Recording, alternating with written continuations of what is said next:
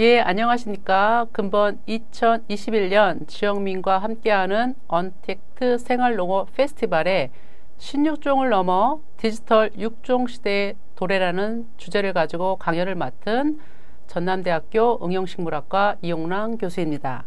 저는 이번에 강연의 목차로 보면 식물, 작물 연구하는 목적이 무엇이고, 이런 연구를 하면서 우리가 그동안 사용되었던 6종 방법 및 사례, 그리고 우리가 지금 닥쳐 있는 여러 가지 위기 상황, 기후변화 또는 팬데믹과 같은 위기에 우리 농업의 방향은 어떻게 가야 되는지, 그에 따른 대안으로 제시되고 있는 미래 농업의 방향에 디지털 농업을 제가 꼽을 수 있는데, 디지털 농업 또는 디지털 시대의 6종 방향에 대해서 말씀드리고 마무리하고자 합니다.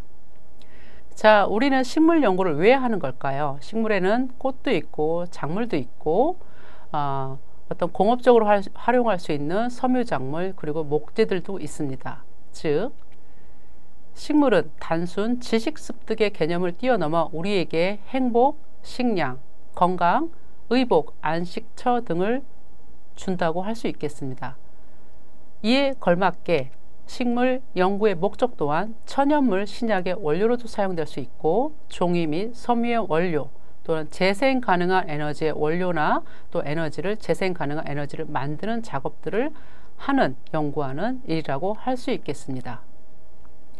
자, 식물 또는 가끔 작물이라고 하는데 이 둘 간의 차이가 무엇일까요? 식물은 작물보다 조금 더 큰 개념이죠.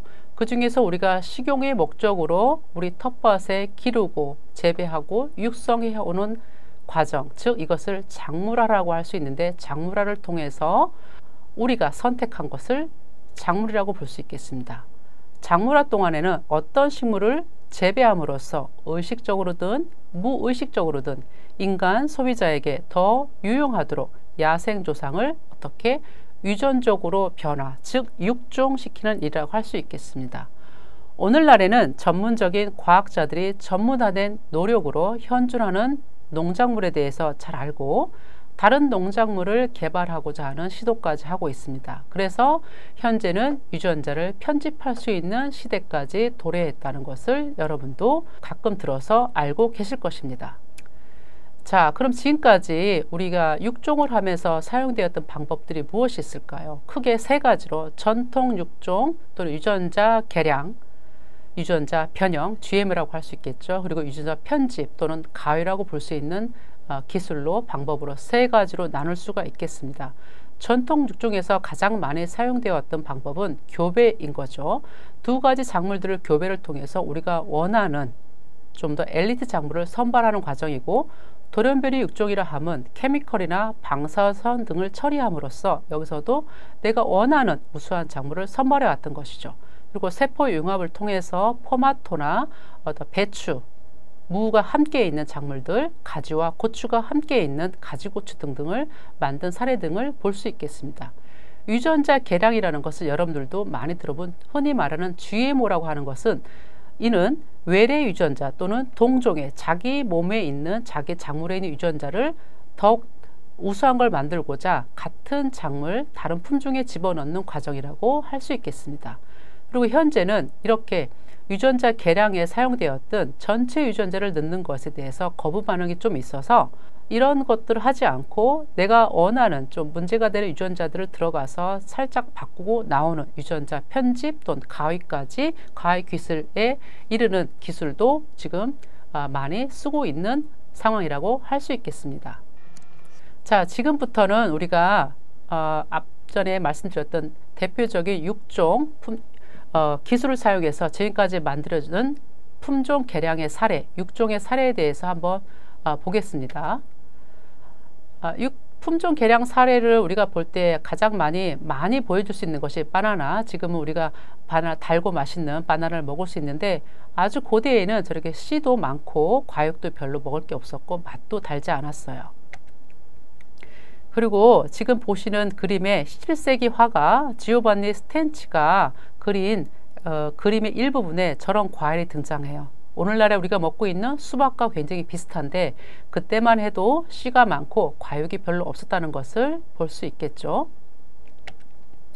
그리고 다양한 색깔이 진화된 풍성한 당근도 또한 우리가 볼 수 있겠습니다. 그리고 이제 품종 개량 사례에서 가장 많이 우리가 학습하고 있는 것이 아주 고대의 옥수수는 티오신타라고 그래서 별로 먹을 게 없었어요. 그리고 줄기나 잎만 무성했었죠. 이것이 다양한 육종을 통해서 우리가 지금 색깔도 모양도 다양한 옥수수를 만들 수 있는 것입니다. 그리고 지금 보시는 것은 다양한 모양과 크기를 가지고 있는 파프리카를 볼 수 있는데 이 파프리카 종잣 가격이 여러분들 얼마나 되는지 아십니까? 1g당 금이 48,000원이라고 그러면은 이 파프리카는 12만원, 토마토는 15만원 상당합니다. 즉 그래서 금보다 종잣 가격이 더 비싸다 하여 골든시드라는 용어가 탄생하였고 우리나라에서도 골든시드 프로젝트를 수행하면서 경쟁력 있는 품종을 만드는 연구를 수행하고 있습니다. 그리고 우리의 육종을 가능하게끔 했던 대표적인 기술 중에 하나가 우장춘 박사께서 발표한 1935년도에 발표한 종의 합성 이론입니다. 이것은 배추나 쉽게 설명하자고 그러면 배추와 양배추를 교배하게 되면 우리가 볼 수 있는 유채가 만들어지거든요. 즉 뭐예요? 서로 다른 종이 교배를 해서 아주 새로운 품종이 만들어지는 것이죠.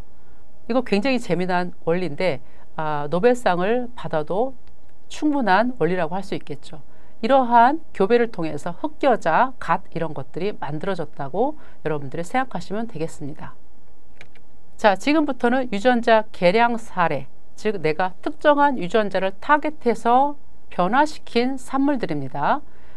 지금 보시는 그림에 보면은 2000년대 타임즈에 표지를 장식한 게 뭐냐면 이러한 이 쌀들로 아프리카에 있는 굉장히 수백만의 아이들을 우리가 살릴 수 있다. 이게 뭐냐면 비타민 A가 강화된 황금쌀을 보실 수 있습니다.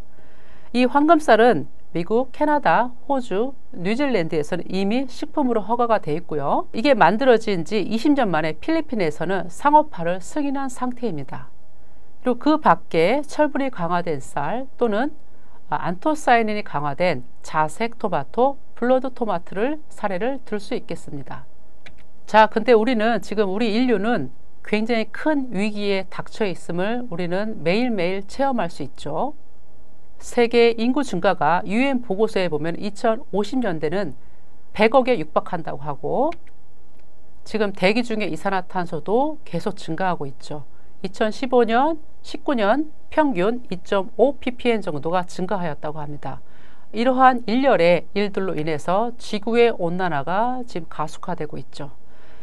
지난 10,000년 동안 여러분들 지구가 4도 정도 올랐다고 합니다. 근데 지난 100년간 1도나 오른 거예요. 그래서 앞으로 지구가 2도가 더 오르게 되면 지구에는 큰 위기가 닥칠 것이라고 지금 각각의 모든 사람들이 얘기하고 있는 것이죠. 우려하고 있는 상황이죠. 그리고 지금도 우리는 현재 진행형인 코로나19와 같은 팬데믹의 위기 속에서 살아가고 있습니다. 자, 이러한 잠깐 팬데믹의 어떤 역사적으로 나타난 상황을 보게 되면 1347년 패스트 흑사병이라고 알려져 있죠. 2억 명의 사망을 가져왔어요. 그리고 한 100년이 조금 넘어서 천연두가 발생하고 100년 주기로 팬데믹이 발생했었습니다. 그리고 스페인 독감까지 왔었고 이런 것들 많이 기억하시죠. 그리고 최근에 기억하는 것은 사스, 메르스. 사스와 메르스는 거의 10년 단위로 발생했고 지금 코로나19 위기에 와 있습니다. 그리고 앞으로도 지금 이 주기가 굉장히 짧아지는 것을 여러분들 볼 수 있겠죠. 그리고 앞으로는 한 2, 3년에 한 번씩 이러한 팬데믹이 발생할 수 있겠다라고 우려하는 학자들 많이 있습니다. 이러한 팬데믹의 위기 속에서는 어떤 농업 생산에 문제가 생기냐면은 다양한 식량 위기 및 농산물 수급에 문제가 생길 수 있어요. 왜냐하면 코로나19의 경우를 보더라도 국경 봉쇄 및 물류 단절이 확대가 되었고 그렇죠? 그러므로 인해서 각 국가 간의 식량 안보 및 안정 먹거리 차원의 대응이 필요해지게 됐습니다. 특히나 곡물 자급률이 낮은 우리나라 같은 경우 표를 보시면 아시겠지만 호주, 캐나다, 미국, 중국과 같은 경우는 굉장히 100%가 넘습니다. 우리나라는 23%밖에 되지 않죠. 그래서 이런 곡물 작업률이 낮은 나라들은 종자 수급에 불안이 오고 가격 상승 불안 요소가 증가하고 있다고 볼 수 있겠습니다. 그리고 우리나라는 OECD 국가국 중에서 식량 안보 지수도 굉장히 낮게 평가되고 있어요. 이는 다양한 지표로서 평가되는 지수인데 이게 낮으면 돌발 외교 악재나 세계 시장이 급변동할 때 굉장히 취약할 수 있다는 것을 말할 수 있겠죠. 자, 지금 보시는 작물들이 작물별 봤을 때 자급률도 콩, 밀 또는 옥수수별로 훨씬 현격하게 낮은 자급률을 볼 수 있습니다.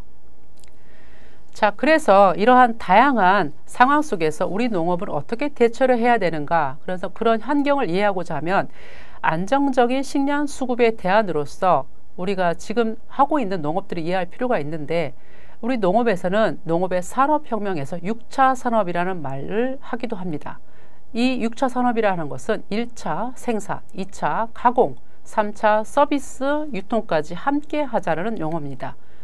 그래서 이러한 지금 6차 산업까지 다 아우러서 하는 농업들을 여러분들도 같이 체험하기도 하셨을 건데 그리고 또 우리가 인지해야 될 것이 2019년에 다보스 포럼에서 세계화 4.0이라는 것을 제안합니다. 이것은 지식, 정보, 기술과 같은 비가시적인 자산과 자원의 이동 및 교육을 일컫는 것인데 이러한 세계화의 흐름 속에서 우리 농업에서도 새로운 대안을 제시할 필요가 있습니다. 우리 농업기술에는 이미 4차 산업혁명 기술이 도입돼서 사용되어지고 있는 것이 있습니다. 그것의 대표적인 것이 스마트 농업이라고 할 수 있겠죠. 스마트 농업이라는 것은 과수, 원예, 작물 또는 노지에서 재배된 작물 그리고 축산물들을 소비자, 생산자, 농촌, 유통 과정 모든 것을 연결해서 자동화, 계량화, 지능화하고자 하는 것으로 이때 사용되는 기술이 인터넷, IoT, 빅데이터 또는 여러 가지 센싱 기술 등이 들어갈 수 있습니다. 그래서 이러한 스마트 농업은 또 다른 말로 데이터 농업, 정밀 농업이라고 부르기도 해요. 이런 농업을 통해서 우리는 많은 데이터가 축적되어 왔고 그리고 4차 산업혁명 기술에 이르기까지 디지털 기술도 함께 우리가 성장했다고 하는데 이름으로써 우리는 다른 농업을 이제 제시하는 단계까지 와 있는 것입니다. 이러한 농업 생산물은 보시다시피 여러분들 우리의 식탁을 많이 지배하는 산물이라고 볼 수 있겠습니다. 자, 저러한 디지털 혁명이 와 있는데 이것은 우리가 산업혁명 기술의 진보와 함께 이해하시면 좋을 것 같습니다. 우리는 지금까지 몇 차의 산업혁명이 있었는데 1차는 증기기관 기반의 기계화 혁명, 2차는 전기 에너지 기반의 대량 생산 혁명이라고 할 수 있죠. 3차는 컴퓨터와 인터넷 기반의 정보혁명이라고 할 수 있습니다.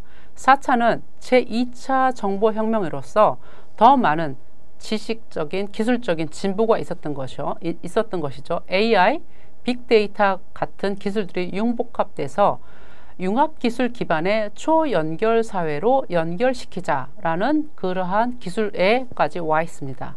이 4차 산업혁명의 기술의 진보와 함께 독일에서는 인더스트리 4.0, 일본에서는 초스마트 사회 5.0을 발표합니다. 저러한 기술적인 진보에서 농업혁명 기준을 보게 되면은 19세기에서 20세기 들어서기까지 우리가 제1, 2의 농업혁명이 있었는데 제1의 녹색혁명이라 하면 식량 증산 기술이라고 볼 수 있어요. 제2의 녹색혁명이라고 할 수 있는 것은 유전자 혁명이라고 할 수 있겠죠. 이는 작물의 크기를 작게 함과 동시에 수량은 증가시키고 다양한 환경적인 스트레스로부터 저항성 있는 작물을 개발하여 인류 복지 증진에 기여해서 노만 볼락이라는 사람은 노벨상까지 수상하게 되는 그런 일도 만들 수 있었죠. 그래서 2000년대 지금 접어들면서 우리는 기계화, 그래서 정밀 농업이 가능해졌고 거기다가 스마트 센싱, IoT 같은 게 들어가면서 스마트 농업을 하게 됐습니다. 여기서 빅데이터 또는 AI 기술이 더욱더 진보되면서 우리는 애그리컬처 5.0 시대에 지금 진입해 있다고 볼 수 있겠습니다. 이때 우리가 지금 저희 나라에서 지금 제시하고 있는 것이 육종가들이 제안하고 있는 기술이 디지털 육종 기술이라고 할 수 있어요. 이 기술은 우리가 무엇이냐면 지금까지 만들어진 오믹스 정보, 이것은 유전체, 전사체 RNA, 단백질 또한 대사 산물들에 대한 정보를 다 획득하고 다양한 환경 조건 또는 병충해 조건 속에서 어떻게 살아가는지 식물들이 그걸 전부 다 모니터링한 데이터들이 있거든요. 이런 것들을 전부 다 DB화해서 인공지능이 학습하여 실현 가능한 육종, 더욱더 나은 육종을 한번 해보자 하는 것이 디지털 육종 기술의 핵심이라고 할 수 있겠습니다. 이러한 기술은 기존의 관행 또는 분자 육종 기술은 교배 가능한 자원들이 한정적이었던 문제점이 있었고 대부분 질적 형질에 관련된 육종을 해온 것들에 비하여 농업적으로 굉장히 중요한 형질이 양적 형질이 많은데 그런 양적 형질까지 우리가 개선할 수 있는 방향을 제시할 수 있지 않을까라고 생각을 해봅니다.